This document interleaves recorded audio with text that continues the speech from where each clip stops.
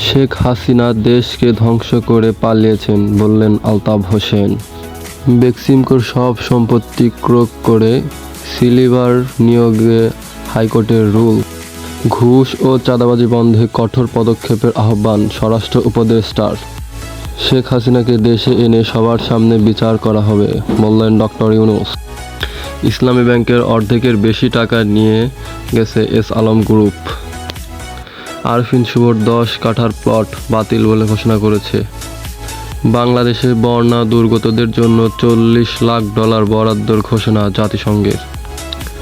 এখনও যুদ্ধ শেষ হয়নি, শহীদ মার্চে সময়করা। ফেনীতে শেখ হাসিনা ও ওবায়দুল কাদের সহ 662 জনের বিরুদ্ধে হত্যা মামলা দায়ের। নির্দলীয় তত্ত্বাবধায়ক সরকারের অধীনে নির্বাচনের পরামর্শ দিয়ে পদত্যাগ করলেন হাবিবুল আউয়াল। ডক্টর ইউনূসের নেতৃত্বাধীন অন্তর্বর্তী সরকারের প্রতি দৃঢ় সমর্থনে 198 বিশ্ব নেতা। বাংলাদেশ প্রত্যার্পণের অনুরোধ না জানানো পর্যন্ত শেখ হাসিনার চুপ থাকা উচিত বললেন ডক্টর ইউনূস।